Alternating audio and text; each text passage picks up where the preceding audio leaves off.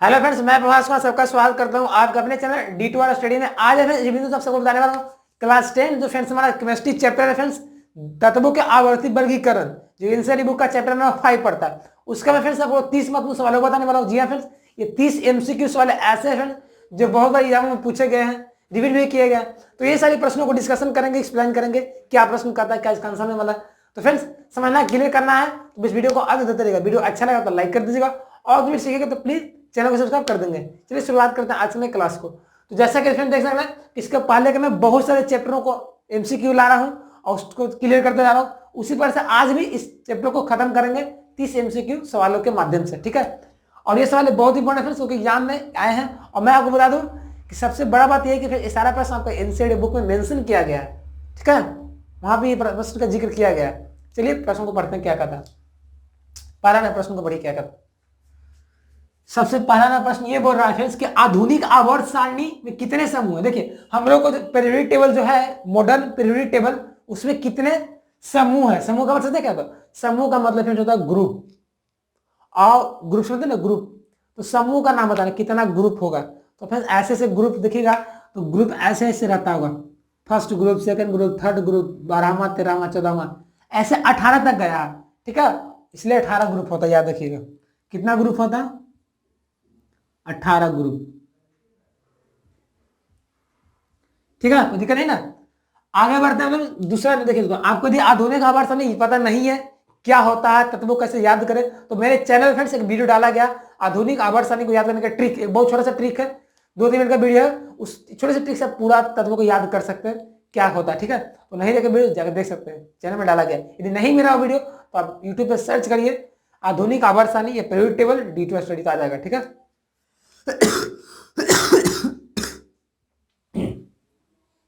आगे बढ़ते हैं हम लोग क्वेश्चन नंबर 2 की ओर। प्रश्न क्या बोला कि आवर्त सारणी के प्रथम वर्ग के सदस्य हैं। जो आवर्त सारणी जो सबसे पहला वर्ग, देखिए फ्रेंड्स वर्ग बोला जाए क्लास, वर्ग यानी क्लास। तो सबसे पहला जो फ्रेंड्स वर्ग है उसका नाम पूछ रहा है, उसको क्या कहते हैं, ग्रुप को, उस क्लास को क्या कहते हैं। तो सबसे पहला वर्ग को फ्रेंड्स हम लोग कहते हैं जो तत्व है फ्रेंड्स, जो वर्ग के सदस्य है, क्या आवर्त सारणी प्रथम वर्ग के सदस्य है तो वो फ्रेंड्स आपका क्या है, क्षारीय, ठीक है। क्षारीय जो धातु जो है ना 1A का तत्व, उसको सबसे पहला वर्ग बोलते हैं, ठीक है। सदस्य तो कौन कौन होगा इसमें? क्षारीय धातु। कौन सदस्य भाई? पहला जो वर्ग का सदस्य कौन है? क्षारीय धातु है। इस बार आ सकता है बोलेगा क्षारीय धातु कि क्षारीय मृदा धातु, कि आपका हैलोजन, ठीक है, ऐसा सवाल रहेगा। तो क्षारीय जो धातु है ना फ्रेंड्स, वो वर्ग 1 का सदस्य है। सबसे पहला वर्ग में जितना भी तत्व आता है फ्रेंड्स वो सारा का सारा क्षारीय धातु होता है, यानी वो बेस बनाता है, क्षार बनाता है। अगला बढ़ते हैं क्वेश्चन नंबर 3 की ओर। प्रश्न क्या बोल रहा है कि इलेक्ट्रॉनिक विन्यास 282 वाला तत्व है, यानी उस तत्व का नाम बताइए जिसका इलेक्ट्रॉनिक विन्यास 282 हो। अब इलेक्ट्रॉन में से निकालने का बहुत हम लोग को इलेक्ट्रॉन में से निकालना है, लेकिन यहाँ पे उल्टा चीज है। आपको इलेक्ट्रॉनिक विन्यास के माध्यम से आपको पता करना है कि वो तत्व कौन है। तो मैं बताया था कि इलेक्ट्रॉनिक विन्यास में क्या होता है, इलेक्ट्रॉनों को सजाया जाता है। तो इसमें पूरा इलेक्ट्रॉन को जोड़ी तो कितना है, 282 जोड़ी तो 12। तो 12 इलेक्ट्रॉन किसका होता है? 12 परमाणु संख्या, यानी कि मैग्नीशियम। तो मैग्नीशियम का दोस्तों इलेक्ट्रॉनिक विन्यास हो गया, ठीक है।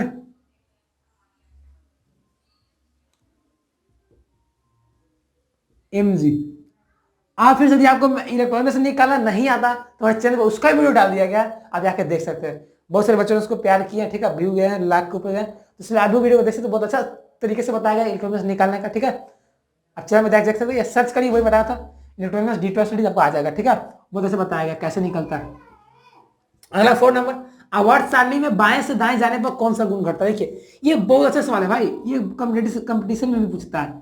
आवर्त सारणी फ्रेंड्स बाएं से दाएं जाते हैं ना तो कौन सा गुण बढ़ता है। बाएं मतलब हम लोग इधर से इधर जा रहे हैं, इधर से इधर जा रहे हैं। तो फ्रेंड्स इधर से इधर जाने पर पता है क्या होता है फ्रेंड्स, ये क्या होता है फ्रेंड्स, वहां पे जो अधातुई गुण बढ़ जाता है, अम्लीय गुण बढ़ जाता है, और धातु बढ़ जाता है, और विद्युत ऋणात्मकता भी बढ़ जाता है, ठीक है। इसे जो याद रखिएगा, बढ़ने का बात कर रहा है तो कौन क्या क्या बढ़ता है। तो बढ़ता ये है विद्युत ऋणात्मकता,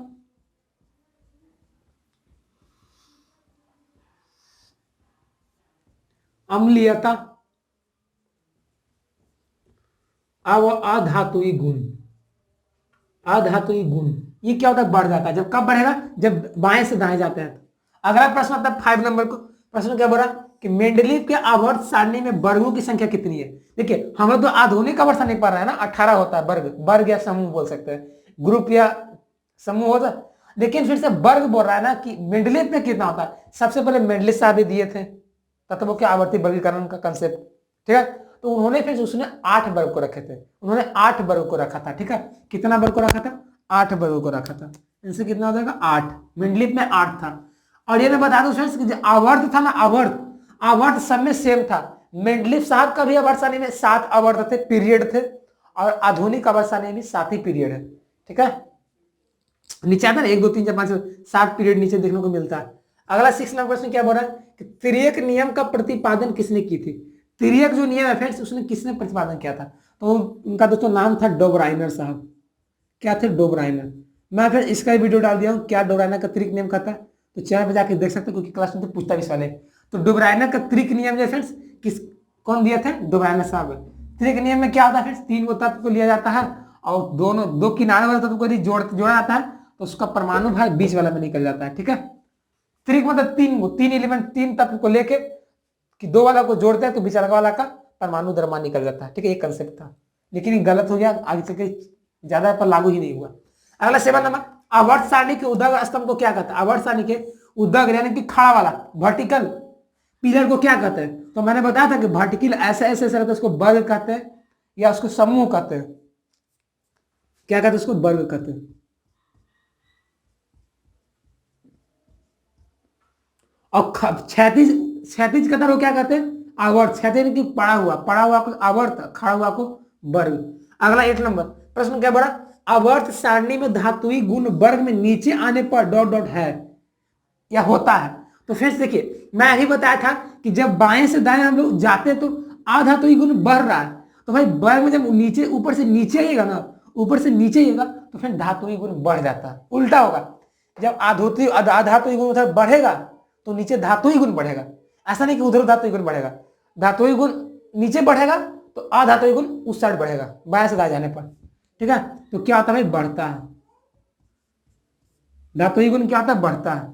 अगला 8 9 नंबर, किसी तत्व X के क्लोराइड का सूत्र XCl2 है, वह क्लोराइड उच्च द्रव्यमानांक वाला ठोस है, तो वह तत्व कौन है। देखिए फिर ये प्रश्न इतना लंबा था, लेकिन ये प्रश्न आपका एनसीईआरटी बुक में दिया गया है, इसलिए मैं इसको लिया हूं ताकि पूछा भी गया एग्जाम में। तो इसका जैसे आंसर देखिए क्या होता है, मैं बता दूं फ्रेंड्स कि कुछ तत्व का आपको नाम बताना, उस तत्व X का नाम बताना है जो क्लोराइड का सूत्र, जिसका क्लोराइड का सूत्र XCl2 होता है, XCl2 होता है। वह क्लोराइड जो बनेगा फॉर्मूला XCl2 वो उच्च द्रव्यमानांक वाला ठोस है, तो वह तत्व कौन सा है। तो इसका फ्रेंड्स मैग्नीशियम सही आंसर होगा। अब मैं बता दूं मैग्नीशियम क्यों होता है, Mg।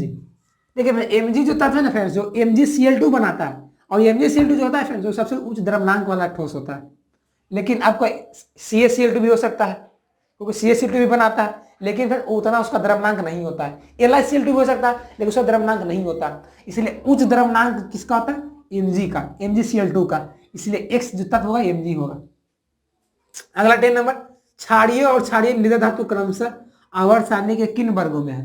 देखिए मैं बताया था कि जो पहला ग्रुप का जो तत्व होता है वो क्षारीय होता है, और अब आप ये जान जाइए कि सेकंड जो ग्रुप होता है वो क्षारीय मृदा होता है।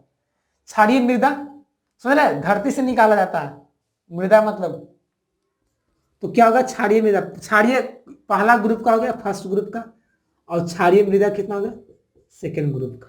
फर्स्ट ए और सेकेंड ए बोल सकते हैं, फर्स्ट था सेकंड ग्रुप का। अगला 11 नंबर, लोहे का परमाणु संख्या क्या है, तो याद कर लीजिए 26। मैं फ्रेंड्स एक वीडियो भी डाल दिया परमाणु संख्या का, मैं लगभग 1 से लेकर बहुत सारे तत्वों को बताया परमाणु संख्या कितना किसका होता है, तो याद कर सकते हैं। तो परमाणु लोहा का कितना होता है, 26 होता है, याद कर लीजिएगा। लोहा क्या होता है, 26 होता है। लोहा का संकेत क्या होता है, Fe होता है। आयरन बोलते हैं, फेरस बोलते हैं इसको, फेरम बोलते हैं प्लैटिनम। अगला 12 नंबर, आधुनिक आवर्त नियम के अनुसार तत्वों का गुण आवर्त फलन होता है। देखिए 2 नियम था, एक पुराना आवर्त सारणी जो मेंडलीव साहब था, एक नया था मोसले साहब का। तो मोसले साहब वाला जो था ना आधुनिक, उन्होंने ये बताया फ्रेंड्स कि जो तत्वों का जो आवर्ती गुण होता है ना, वो फ्रेंड्स परमाणु संख्या के आवर्ती फलन होता है। यानी कि तत्वों का जो पीरियोडिक प्रॉपर्टीज होता है ना, वो पीरियोडिक फंक्शन होता है। किसका फंक्शन होता है, एटॉमिक नंबर का होता है, परमाणु संख्या का। और इसीलिए फ्रेंड्स किसी भी तत्व का जो गुण होता है फ्रेंड्स परमाणु संख्या भी डिपेंड करता है, और परमाणु संख्या इलेक्ट्रॉन भी डिपेंड करता है, इसलिए परमाणु का गुण इलेक्ट्रॉन पे भी डिपेंड करता है, ये किसी तत्व का गुण। मैं यहां से क्या डालूंगा, परमाणु संख्या के आवर्ती फलन होता है। लेकिन मेंडलीव साहब क्या बताया था कि किसी भी तत्व का जो आवर्ती गुण होता है वो परमाणु द्रव्यमान के आवर्ती फलन होता है, वो मेंडलीव बताया था, लेकिन ये चीज गलत हो गया आगे चल के, और साबित क्या हुआ, परमाणु संख्या पे सही हुआ। अगला है 13 नंबर, आवर्त सारणी के वर्ग 17 के तत्व कहलाते हैं। तो याद कर लीजिएगा अभी से, हैलोजन। हैलोजन किसको कहते हैं फ्रेंड्स, वर्ग 17 का जो जितना भी तत्व होता है उसको क्या कहते हैं, हैलोजन कहते हैं। 17 में फ्लोरीन, क्लोरीन, ब्रोमीन, आयोडीन, एस्टाडीन, सब पता है ना, सब गैस है, सब इसी पाया जाता है। और एक हैलोजन होता है फ्रेंड्स, एक चालकोजन होता है, वो कार्बन वाला हो गया, और एक निकोजन होता है जो नाइट्रोजन हो गया, nitrogen phosphorus, sorry nitrogen phosphorus, arsenic, antimony, है ना, बिस्मथ, वो सब हो गया निकोजन। हैलोजन में क्या हो गया, फ्लोरीन, क्लोरीन, ब्रोमीन, आयोडीन। अगला 14 नंबर प्रश्न क्या बोल रहा, पढ़िए।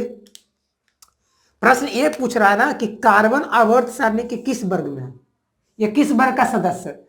तो मैं बताया था, अभी बताया था आपको कि चालकोजन में कार्बन आता है, सिलिकॉन आता है, जर्मेनियम आता है, टीना आता है, प्लम्बम आता है, पीवी, तो वो सब क्या होता है ना आपका वर्ग 14 में आता है। मैं इसका आंसर क्या डाल दूंगा, वर्ग 14, या यहाँ पे मैं 4a डाल देता हूँ, 4a का तत्व। कार्बन किसका तत्व है, कार्बन वर्ग 14 या 4a ग्रुप का ये तत्व है। अगला 15 नंबर प्रश्न बोल रहा है कि मेंडलीव की आवर्त सारणी का उपयोग कर बताए कि एल्युमिनियम का ऑक्साइड क्या होगा।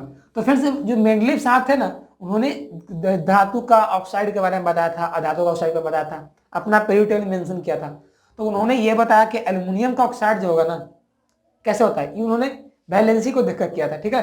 तो Al2O3 इसका आता है, Al2O3, ठीक है फ्रेंड्स। उन्होंने जितना फ्रेंड्स इस तक में इस एल्युमिनियम के साथ जो आता है ना, बोरॉन आता है, गैलियम आता है, इंडियम आता है, थैलियम आता है, सबका उन्होंने ऑक्साइड बना दिया था। किसके फॉर्म में, इसके फॉर्म में, X2O3 के फॉर्म में, ठीक है। तो ये होता है इसका सूत्र। अगला 16 नंबर, आवर्त सारणी के दाहिने और तत्व की प्रकृति क्या होती है। दाहिना मतलब हमारा इस साइड, मैं भी खड़ा हूं ना फ्रेंड, तो मेरा दाहिना ये हुआ, तो इस साइड का प्रकृति क्या होता है। तो फिर इस साइड जो धातु होते हैं वो धातु होते हैं, इस साइड जो तत्व होते हैं फ्रेंड्स वो धातु होते हैं, और इस साइड क्या होता है, अधातु होते हैं, धातु अधातु, धातु अधातु, ठीक है। तो प्रकृति क्या हो गया, धातु हो गया। तो भाई से सब सवाल एग्जाम में आएगा फ्रेंड्स, तो आपको घबराना नहीं है, बस ये प्रश्नों को याद करना है कि ये प्रश्न था, इसका आंसर ये था, तो आप बना दीजिएगा, ठीक है। अच्छा प्रश्न जो है बहुत सिलेक्टिव है, इंपॉर्टेंट प्रश्न है, ताकि मैं इसीलिए इसको लिया हूं, ठीक है। तो इसको नोट करिए, स्क्रीनशॉट लीजिए, ताकि मैं आगे के प्रश्नों को क्लियर करवाता हूं, ठीक है। तो चलिए फिर हम लोग क्या करते हैं, जो आगे प्रश्नों को जो बचा हुआ उसको क्लियर करते। देखिए तो पढ़ा जाए प्रश्न नंबर क्या, 17वां नंबर को। देखिए प्रश्न क्या बोल रहा है, प्रश्न ये बोल रहा है कि आवर्त सारणी में तृतीय आवर्त में तत्वों की संख्या है। देखिए अब भाई ये पूछा है कि तीसरा जो आवर्त है, जो नीचे वाला, नीचे आवर्त होता है ना, 7 का आवर्त है, तो पहला, दूसरा, तीसरा, तो तीसरा आवर्त में कितना तत्व है, ठीक है। तो देखिए एक याद रखिएगा कि टिप्स होता है, ठीक है, 2 8 8 18 2 8 2 8 8 18 32, ठीक है, 2 8 8 18 32 होता है, 2 8 8 18 32 ऐसे होता है, हाँ 32 यहाँ पता ना, 18 दो बार नहीं आता, 2 8 8 18 32, तो ये होता है। तो इसका आंसर पहला, दूसरा, तीसरा, तीसरा आवर्त में कितना तत्व होगा, 8 तत्व, ठीक है। यहाँ पे आंसर 8 आ जाएगा। अगला 18 नंबर प्रश्न क्या बोल रहा है कि वे तत्व जिनके बाहरी सेल पूर्ण होते हैं, यानी कि बाहरी कक्षा में पूरा इलेक्ट्रॉन होगा, ठीक है, अंतिम कक्षा में पूरा एकदम भरा हुआ इलेक्ट्रॉन रहेगा, खाली नहीं रहेगा, तो वो फिर से रहेगा उत्कृष्ट, जो उत्कृष्ट गैस होता है ना, आप जिसे निष्क्रिय गैस बोलते हैं, तो वो सब रहता है, ठीक है। तो उत्कृष्ट उसको बोलते हैं, या उसको उत्कृष्ट बोलते हैं, या नोबेल गैस इसको बोलते हैं। तो उत्कृष्ट जो गैस होते हैं, हीलियम, जैसे हीलियम आता है, नियोन आता है, आर्गन आता है, क्रिप्टन आता है, जेनॉन आता है, रेडॉन आता है। तो ये सब जो फ्रेंड्स है, ये सब क्या आपका उत्कृष्ट है, क्यों, क्योंकि सबका अंतिम सेल में कितना इलेक्ट्रॉन भरा रहता है, पूर्ण रूप से खाली नहीं रहता। अगला 19वां नंबर प्रश्न क्या बोल रहा है कि ऑक्सीजन आवर्त सारणी के किस आवर्त में, ऑक्सीजन आवर्त सारणी के किस आवर्त में, वर्ग नहीं पूछा है, आवर्त पूछा है, समझ में आ रहा है। आवर्त यानी कि निचला, कौन कहता है, पहला, दूसरा, तीसरा, पांचवा, छठा, सातवां, कौन से कतार में है, निचला वाला में, तो वहां फ्रेंड्स इसका हो जाएगा दूसरा कतार, ठीक है, दूसरा कतार हो जाएगा। यानी कि आवर्त इसका कौन सा है, 2 आवर्त है। अब क्यों, देखिए इसका इलेक्ट्रॉनिक में देखिएगा तो ऑक्सीजन का ना तो 1s2 2s2 2p4 आता है, तो यहाँ पे 2 आया ना, इसलिए इसका आवर्त भी 2 हो जाएगा, ठीक है, इसका 2 आवर्त हो जाएगा, ठीक है। अगला फ्रेंड्स बढ़ते हैं हम लोग 20वां नंबर। प्रश्न क्या बोल रहा है कि LiNa मतलब लिथियम सोडियम पोटासियम की 72 सेल में कितने इलेक्ट्रॉन है। अब आप सब जानते हैं कि लिथियम सोडियम पोटासियम है ना, कैल्शियम, इस सबसे कैल्शियम नहीं, hydrogen, lithium, sodium, potassium, rubidium, caesium, ये सारा एक ही वर्ग में आता है, तो यानी एक ही वर्ग में, यानी कि सबका संयोजकता सेम होगा, तो एक का याद है तो सबका सेम हो जाएगा, यानी कि लिथियम सोडियम पोटासियम का होता है 1 होता है, याद रखिएगा, lithium sodium potassium rubidium caesium सबका संयोजकता 1 होता है। क्यों, क्योंकि सब 1 वर्ग के तत्व में आते हैं, और जिस वर्ग में आता है उसका संयोजकता सेम होता है, तो ये 1 वर्ग में आता है, इसलिए सबका संयोजकता 1 हो गया, यानी कि सबका 72 सेल में कितना इलेक्ट्रॉन हो गया, 1 हो गया, ठीक है। इसका वैलेंसी और वैलेंस इलेक्ट्रॉन दोनों 1 ही होता है। अगला 21 नंबर, GeSaSeB मतलब gallium, germanium, arsenic, selenium, beryllium में किस तत्व के सबसे अधिक धातुई गुण पाए जाते हैं, ठीक है, तो यहाँ पे आ जाएगा बी, बेरिलियम का। अब लेकिन बेरिलियम क्यों आ रहा है, तो बेरिलियम इसलिए फ्रेंड्स क्योंकि बेरिलियम देखा जाए ना तो आवर्त सारणी का सबसे इस साइड में है, सबसे किधर है, दायां तरफ है, और दायां तरफ क्या होता है, धातुई गुण ज्यादा होता है, और लेकिन ये सब इसको देखिएगा ना, जर्मेनियम आर्सेनिक को इसे सब उस साइड में, और ऐसे भी जर्मेनियम आर्सेनिक जो है ना वो उप धातु होता है, ठीक है, तो इसमें ऐसे भी कम ही रहेगा धातुई गुण। अगला 22वां नंबर, तत्व जिसमें 3 सेल तथा अंतिम सेल में 4 इलेक्ट्रॉन हो वह कौन है। यानी कि फ्रेंड्स उस तत्व का आपको नाम बताना है जिसमें 3 सेल का मतलब 3 कक्षा, और तीसरा कक्षा यानी कि अंतिम कक्षा में 4 इलेक्ट्रॉन हो, तो आप जो 3 कक्षा बनाइए, तो मैंने पहला दूसरा तीसरा कक्षा, तीसरा में 4 इलेक्ट्रॉन है, तो 4 आप रूपी बात है कि पहला भरा हुआ रहेगा इलेक्ट्रॉन, ठीक है, तो पहला में फिर 2 इलेक्ट्रॉन भराता है और दूसरा में 8 इलेक्ट्रॉन भराता है, पहले 2n², तो n का मान 1 तो 2 अभी तो 8, और तीसरा में 4 दे दिया कि 4 ही गो है, तो जोड़ी तो 2 8 10 4 14, यानी कि वो तत्व कौन सा होगा दोस्तों, 14 वाला तत्व, यानी कि सिलिकॉन होगा, सिलिकॉन का 14 होता है ना, तो सिलिकॉन वो तत्व है, ये सब एनसीईआरटी बुक में दिया गया है। अगला 23 नंबर प्रश्न क्या बोल रहा है कि आधुनिक आवर्त सारणी, जो आधुनिक आवर्त सारणी में तत्वों का वर्गीकरण किस आधार पर हुआ है, जो भी हम लोग मॉडर्न पीरियोडिक टेबल पढ़ रहे हैं उसका जो क्लासिफिकेशन हुआ तत्वों को उसमें किस बेसिस पे हुआ है, तो वहां पे हुआ परमाणु संख्या के बढ़ते हुए क्रम में, हम पढ़े ना कि परमाणु संख्या को बढ़ते हुए क्रम में सजाया गया है, किसमें, आधुनिक आवर्त सारणी में, तो यहाँ पे क्या हुआ, परमाणु संख्या, लेकिन मेंडलीव साहब का क्या था, वो परमाणु द्रव्यमान के आधार पर था, बढ़ते क्रम के आधार पर। अगला 24 नंबर प्रश्न क्या बोल रहा है कि आवर्त सारणी के शून्य समूह का तत्व कौन है, शून्य मतलब जीरो ग्रुप का तत्व, तो वही फ्रेंड्स है जो भी मैं बताता उत्कृष्ट गैस वाला, नोबेल गैस वाला, निष्क्रिय गैस वाला, जेनॉन रेडॉन, है ना, वही होते हैं कि जो वर्ग 18 है ना फ्रेंड्स, उसी को हम लोग क्या कहते हैं, शून्य वर्ग का तत्व, है ना। इसमें कौन कौन आता है, जो मैं भी लिखा ही दिया हूँ, हीलियम, नियॉन, आर्गन, कितना, जेनॉन, रेडॉन, तो ये वर्ग 18 समूह का तत्व होता है, ठीक है। कौन कौन है, हीलियम है, नियॉन है, आर्गन है, क्रिप्टन है, जेनॉन है और रेडॉन है। अगला 25 नंबर प्रश्न क्या बोल रहा है कि ऑस्टक नियम का प्रतिपादन किस वैज्ञानिक ने किया था। जो ऑस्टक जो नियम है, ऑक्टेट रूल है, उसको किसने दिया था, तो फिर वैज्ञानिकों का नाम था न्यूलैंड साहब। न्यूलैंड साहब 1865 ईस्वी में दिए थे, ठीक है, ऑस्टक का नियम। वैज्ञानिक का नाम क्या है, न्यूलैंड। त्रिक नियम कौन दिए थे, डॉबराइनर साहब। अब आधुनिक आवर्त कौन दिए हैं, मोसले साहब।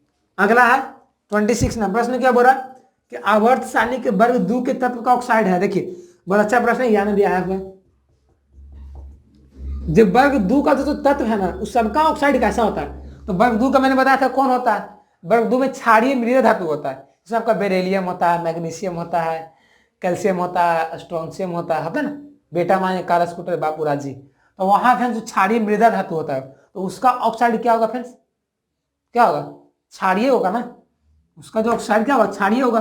धातु का ऑक्साइड क्या होता है, क्षारीय होता है। अब अधातु का क्वेश्चन अम्लीय होता है, तो क्षारीय मृदा धातु का क्या हो जाएगा, क्षारीय हो जाएगा। ठीक है, अब पढ़े ना ये वाला BeO, CEO, NGO, ठीक है, एक BA होता है, तो क्या लिखा हूं BA ना, हाँ सही। अगला 27 नंबर प्रश्न क्या बोला, आवर्त सारणी के वर्ग 13 के तत्वों की संरचना क्या होती है। तो 13 का फिर संरचना 3 होगा, याद रखिएगा। 13 वाला को क्या होगा, 3 होगा। ठीक है, 14 वाला को 4 होगा, 15 वाला को 5 होगा। सॉरी, संरचना क्या होगा, जब 4 से ज्यादा तो घटता है 8 में से, तो संरचना वर्ग 13 का 3 होता है, वर्ग 12 का 2 होता है, वर्ग 1 का 1 ही होता है, वर्ग 2 का 2 होता है। ठीक है, अगला 28 नंबर, आवर्त सारणी के बीच में किस प्रकार के तत्व है। तो उपधातु, याद रखिएगा। मैंने बताया था ना कि जब इस साइड रहूंगा तो इस साइड अधातु, इस साइड धातु, बीच से उपधातु है, उपधातु है ना। जो एक टेढ़ी मेढ़ी लाइन से आपको पेट में देखिएगा, एक टेढ़ी मेढ़ी लाइन से ऐसे खींचा गया है, और यहीं पे क्या है ना आपका तत्व है। ठीक है, यहीं पे आपका फ्रेंड्स क्या आपका, यहीं पे आपका तत्व है। ठीक है, इसमें तत्व है उपधातु। अगला है 19वां नंबर, बोरॉन तथा एल्यूमिनियम आवर्त सारणी के किस वर्ग का तत्व है। तो याद रखिएगा वर्ग 13 का तत्व। ठीक है, वर्ग 13 या 3A का तत्व है। कौन है, बोरॉन और एल्यूमिनियम, क्योंकि हम लोग पढ़े वर्ग 13 में कौन कौन तत्व आते हैं। इसका ट्रिक क्या, बैगन आलू गाजर इन थैला, तो इसका मतलब क्या होगा, बोरॉन हो गया, एल्यूमिनियम हो गया, गैलियम हो गया, इंडियम हो गया, थैलियम, ये सब वर्ग 13 का तत्व है। ठीक है, इसलिए सबका संरचना कितना होता है, 3 होता है। 3A मतलब 3, 4A मतलब 4, 5 मतलब 5। अगला है 30वां नंबर, आवर्त सारणी के किसी आवर्त में ऊपर से नीचे, यहां पे वर्ग होगा ना, आवर्त सारणी के किसी वर्ग में ऊपर से नीचे आने पर परमाणु त्रिज्या क्या होती है। तो बढ़ती है, याद रखिएगा। नीचे आने पर फ्रेंड्स परमाणु त्रिज्या बढ़ता है, और इसी के कारण परमाणु त्रिज्या बढ़ने के कारण फ्रेंड्स परमाणु का आकार भी बढ़ जाता है, परमाणु का साइज भी बढ़ जाता है, और धातुई गुण तो बढ़ता ही है। तो कब बढ़ता है, जब नीचे आते हैं। कहां नीचे आते हैं, वर्ग में नीचे आते हैं, तभी क्या बढ़ता है, परमाणु त्रिज्या। ठीक है, कोई दिक्कत हुआ। चलिए, तो ये 30 सवालों को हम लोग आज भी फाइनल किए हैं। तत्वों के आवर्ती बल का चैप्टर जो क्लास 10th NCERT का है, कौन सा चैप्टर, 5 है। ठीक है, ये चैप्टर को हमने फिनिश किए हैं आज, तो इसलिए प्लीज सारे प्रश्नों को ध्यान में रखिएगा। ठीक है, क्योंकि आपको MCQ बहुत मायने रखेगा, क्योंकि फिर आपको MCQ याद रहेगा तो आगे का कंपटीशन एग्जाम में जाइएगा तो सब सवाल यही से आता है, 10th लेवल से ही आता है, 10th लेवल से आता है, कोई अलग से वो नहीं क्वेश्चन बनता है, सब यही आपको पढ़ना है वहां पे भी कंपटीशन में। इसलिए अभी से बेस रहेगा बढ़िया, तो आगे आपको ज्यादा भार नहीं पड़ेगा। ठीक है, कोई दिक्कत नहीं ना। तो फ्रेंड आज वीडियो से ही, आज वीडियो कैसा लगा, अच्छा लगा ना, कुछ सीखे, हेल्पफुल था, तो प्लीज यार वीडियो को लाइक कर देंगे, और चैनल को अगर सब्सक्राइब नहीं किया होगा तो देर किस बात की, please subscribe this channel and press the notification bell. क्योंकि फ्रेंड्स मैं यहाँ पे क्लास 10th 12th का वीडियो लाते रहता हूँ, सोल्यूशन कराते रहता हूँ NCERT का। ठीक है, इसलिए सब्सक्राइब कर रखें। और ऐसे भी दोस्तों हमारे चैनल पे बहुत सारा बेसिक वीडियो डाले गए हैं, बहुत सारे चैप्टर का MCQ डाले गए हैं, इसलिए आप सीख सकते हैं। ठीक है, तो चलिए फ्रेंड्स मिलते हैं नए वीडियो में, तब तक के लिए बने गए चैनल से। जय हिंद, जय भारत, टेक केयर, बाय।